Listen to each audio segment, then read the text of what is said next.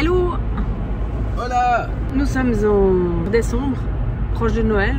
Oui, là d'ailleurs, il y a de la neige. Aujourd'hui, c'est un jour un peu spécial parce qu'on a décidé de le faire, un petit reportage sur notre chocolatier préféré.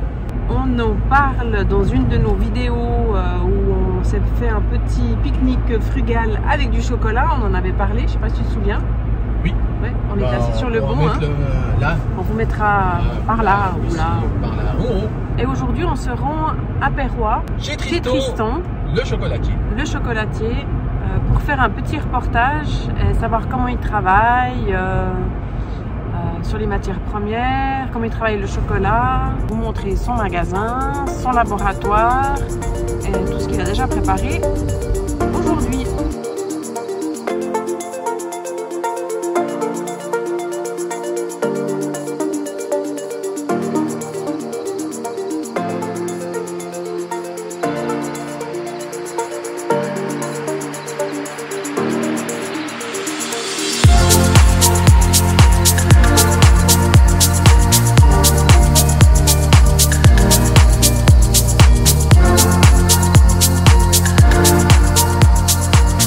Voilà, devant chez Tristan, prêt à entrer pour vous montrer la production dans le laboratoire, le magasin, faire connaissance avec Tristan. On y va? Bien. Mais vous pourrez pas goûter.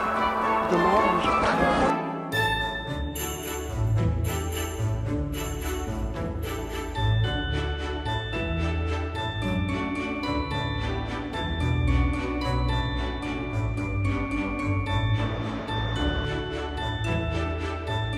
Bienvenue au cœur du chocolat. C'est juste. Au cœur du chocolat. Du chocolat. Allez, on y C'est va. parti.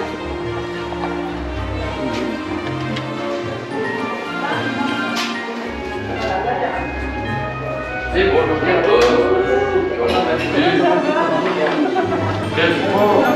bienvenue les amis. Ciao, ça va? Bien et toi? Ça fait plaisir de vous accueillir. Merci de ton accueil. Oui. Merci pour l'accueil. Et puis, ça va être formidable parce que vous arrivez à une période magique où il y a tellement de belles choses à voir que c'est un plaisir. Cool. On va découvrir tout ça. On y va. On y va. Alors là, on est dans la région des oléagineux, c'est juste? Oui, Où tu tout à fait. Où tu as les noisettes, les amandes, les pistaches. Les belles pistaches de Sicile qui viennent d'être rôties et caramélisées avec amour. Ouais. Les belles noisettes du Piémont qui sont émondées par nos soins. Ok. Légèrement rôties, les amandes, on a aussi les pignons, les noix de pécan, les pistaches, les noix de cajou, quelques fèves de cacao. Tout se fait ici pour maîtriser la fraîcheur et la qualité des matières premières. Tu as été voir tous les fournisseurs. Tu les vois sur place ou pour voir le Quasiment, produit? Ouais. Je suis quasiment tous, je me suis déplacé Pour les voir. pour les voir, pour voir comment c'était ramassé, les champs, s'il n'y a pas le travail des enfants, puis surtout sélectionner les meilleurs produits. Ouais. Comme ça, on a un contact direct, on se fournit en ayant un maximum de traçabilité sur les matières premières. D'accord. Quand tu les reçois, elles sont conditionnées comment? Dans des sacs comme ça? Non, c'est des gros sacs en jute. Puis après, une fois qu'on les a travaillés, on les prépare comme ça on voit ce qu'il y a à l'intérieur. D'accord. Et puis tout se fait ici. C'est Maximin qui est là. Ouais. Le bon maître du four. Bonjour. Vous les recevez, puis après vous grillez tous les oléagineux?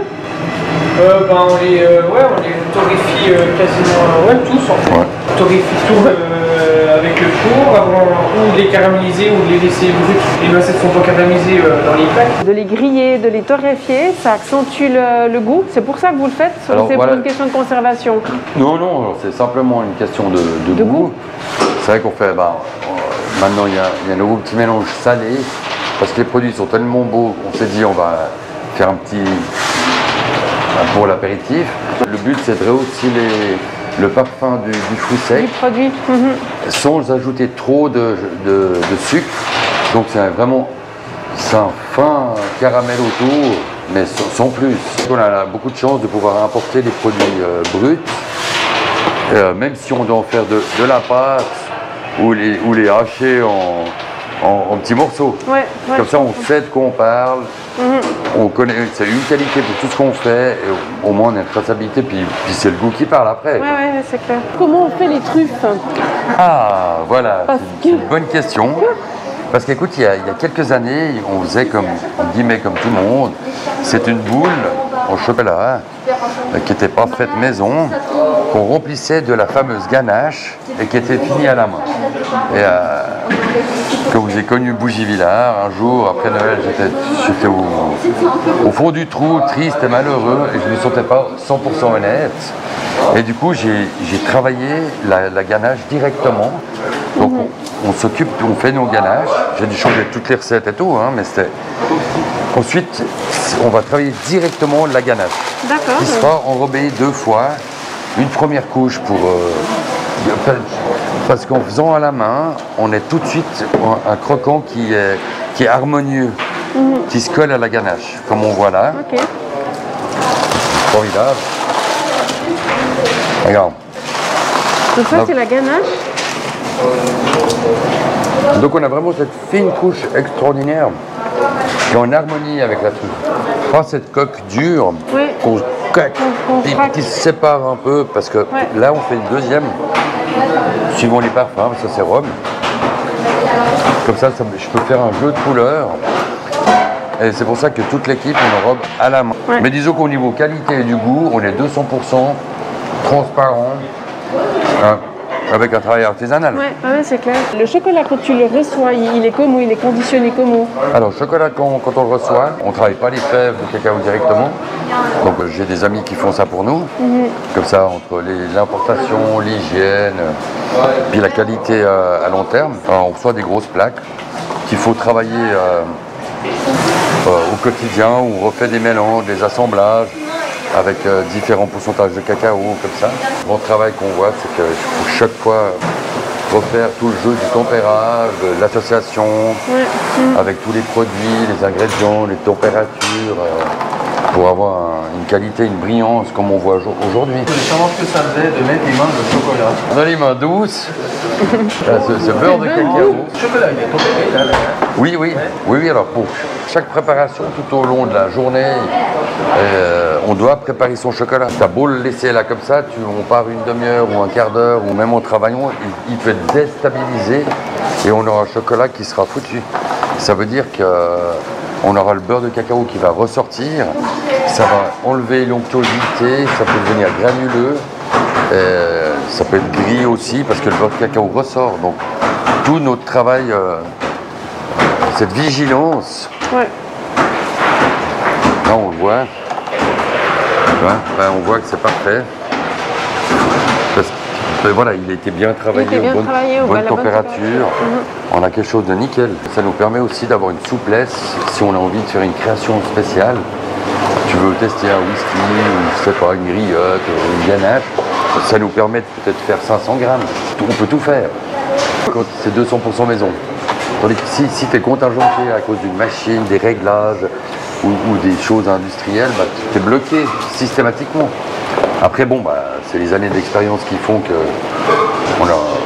tout est permis. La formation que tu as eue pour être chocolatier, c'est quoi? Ah oui, j'ai eu beaucoup de chance. Je fais confiseur, pâtissier, glacier.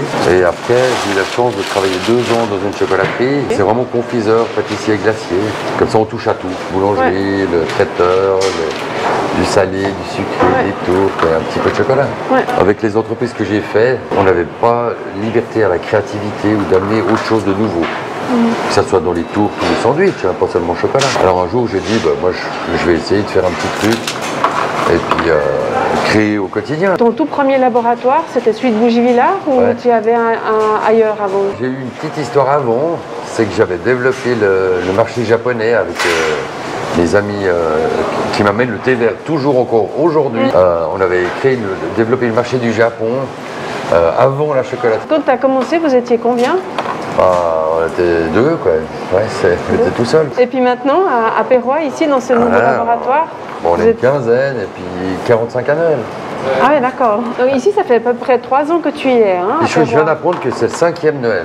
5e déjà? Voilà, je vois il y a 3 ans aussi. Oui, voilà, tu vois. Mais ma soeur m'a repris, m'a dit c'est le 5e Noël. Tu trouves où l'inspiration pour les recettes? Les recettes, je crois que c'est assez magique parce qu'en restant dans nos laboratoires, à part les voyages des fruits secs ou différentes matières premières, la plupart des gens, des amis, des clients arrivent, tiens, voir, goûte-moi ça, j'ai découvert ça sur les îles, j'ai découvert ça là-bas.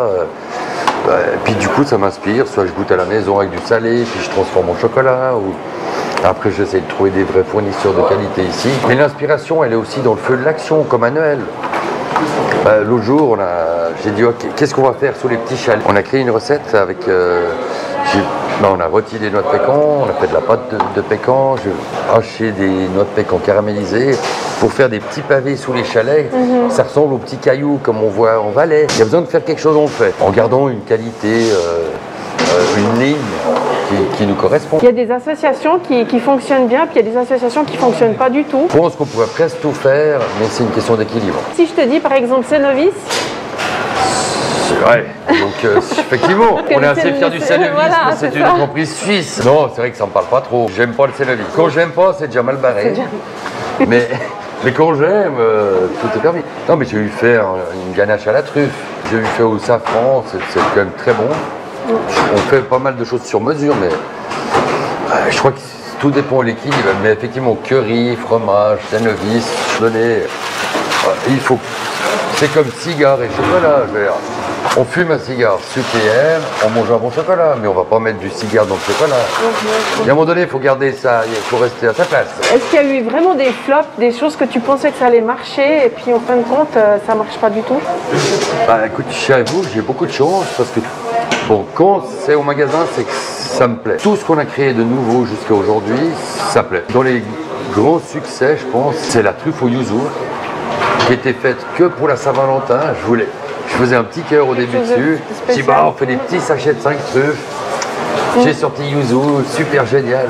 Mais 2 ans après, elle est toujours là. En parlant recettes, tu en crées des nouvelles chaque année ou c'est quand l'inspiration vient? C'est quand ça vient. Tout d'un coup, j'ai une crise, j'en fais 5. Après, je fais plus rien l'été. Ou à Noël, c'est sympa parce qu'il y a pas mal de clients pour les cadeaux de Noël, n'est-ce pas? Où je me permets de leur proposer que pour eux un chocolat sur mesure. Là, j'ai créé un au poivre, j'en ai fait un à la framboise, j'en ai fait un au safran, enfin, j'ai fait les pavés à la noix de pécan, enfin, je sais pas combien j'en ai fait cette année, mais après toutes ces années, je pense que je fais 15, 20 recettes par année minimum. Est-ce qu'il y a des choses, des anecdotes que tu pourrais nous sortir où vraiment c'était, tu pensais que ce serait impossible et puis tu as quand même réussi à faire quelque chose? Eh ben, typiquement, ce qui se passe, c'est que cette année, c'est pas évident, c'est que j'ai imaginé un ange en chocolat pour amener autre chose, parce que les jardins, tout le monde les connaît, les étoiles aussi. Un ange, c'est vraiment très beau. Tu vois, c'est Quentin qui s'est occupé de la suite du projet, et aujourd'hui on a 200 anges de commandés, mais on ne sait pas comment on va faire. N'est-ce pas, Quentin?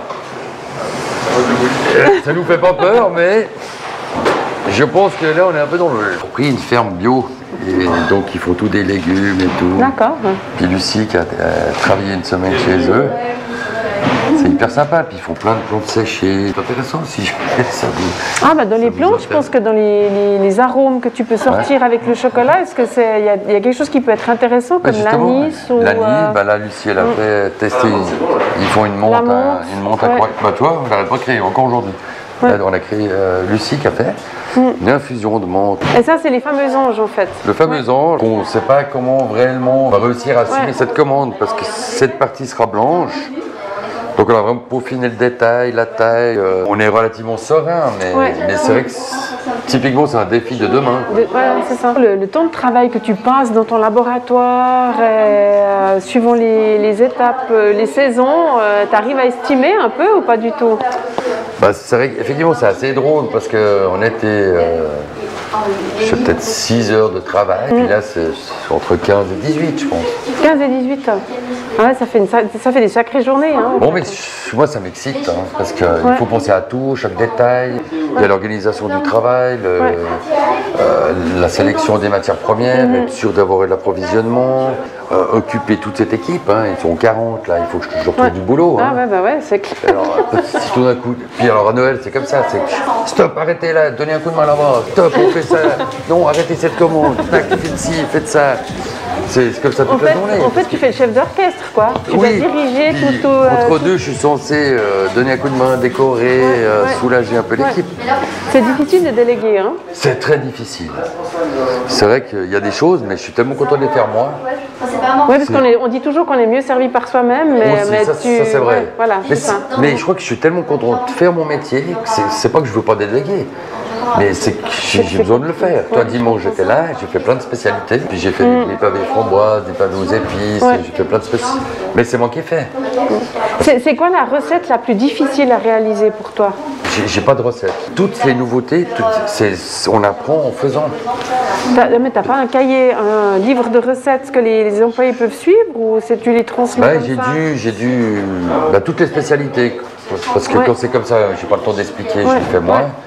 Puis après, j'écris à la main si je dois déléguer, mais j'ai dû faire un livre parce que j'ai du monde. Avec des fiches techniques, des poids, des tailles, tu vois, pour faire ça. Mais j'arrive pas. Tu sais, quand tu fais, c'est comme en cuisine. Oui, c'est clair. Ah, mais gicler de ça, tu rajoutes un petit zeste. Je ne peux pas écrire la recette avant. Ici, ça tourne depuis 10 jours. Lait, noir, blanc, machin. Après, non, mais c'est vrai. Puis tout d'un coup, tu as le temps, tu as tout sous la main, tu sais pas pourquoi, tu fais un test. C'est validé ou pas, puis après, je peaufine si je dois écrire la recette. Tu manges combien de chocolat par jour? Ma vision, ça dépend un peu des périodes, mais je fonte les 200-300 grammes facilement. Par jour? Mais ça va vite, hein. T'es tout maigre. Regarde, tu vois, j'ai déjà pris une devant vous avant là-bas, là il y en a encore une là. Là il va casser une plaque noisette, je vais être obligé de craquer. Mais tu fais ça par envie ou parce que tu as envie de contrôler? Faut goûter, ça c'est une nouveauté. C'est un test pour eux. C'est un test. C'est leur menthe séchée. Ouais. Puis on leur avait dit qu'on leur ferait un test, mais c'est vrai que c'est très bon. Ouais, la menthe, c'est vrai que ça matche bien, peut-être. C'est aussi la gourmandise, tu passes, t'as vu, il y a du chocolat partout. Oh, une petite truffe caramel, une truffe noire intense. Là-bas, une plaque aux amandes. Enfin, et puis, il n'y a pas d'écœurement. Je n'ai jamais été mal foutu, je suis en pleine forme.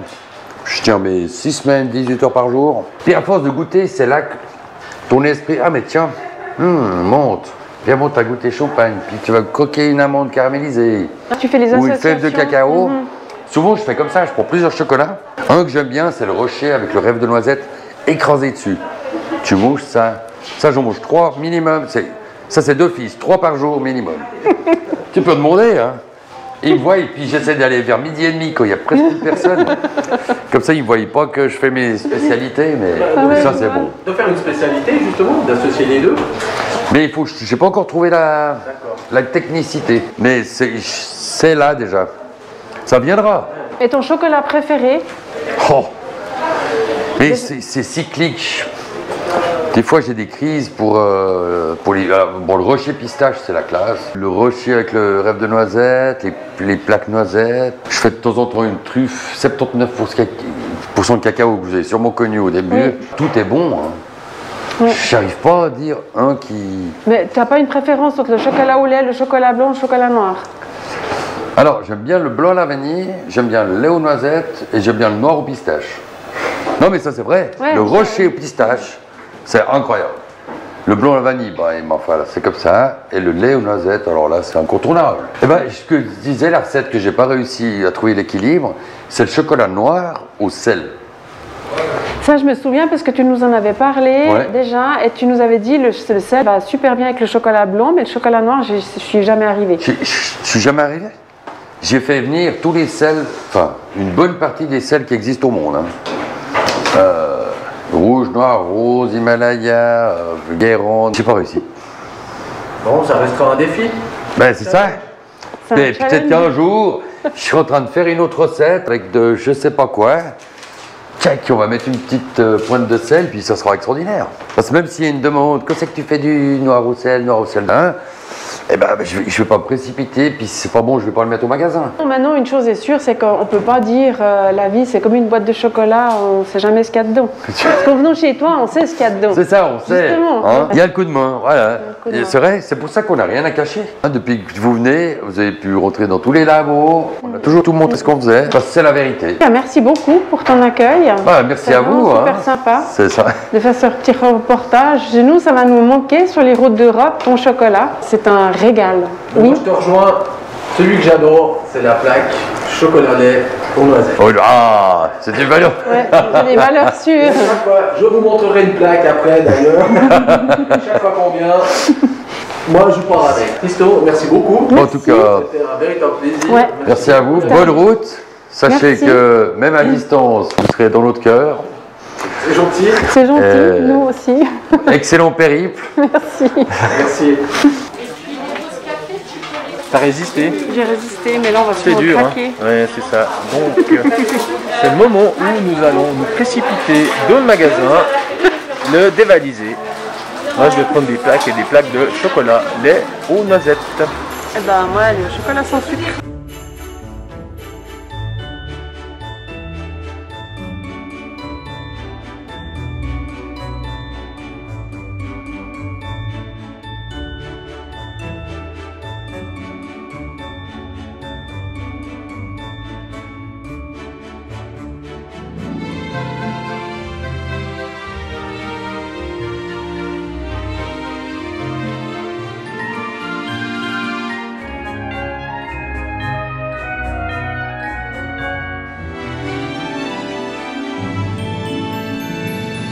Chocolat au lait sans sucre, chocolat noir sans sucre. Et puis toi, c'est Ouais, c'est ça. celui-là. Hein. Comme je l'ai dit tout à l'heure, et comme Tristan, moi ce que j'aime, c'est le chocolat au lait, noisette. Et regardez la dose de noisettes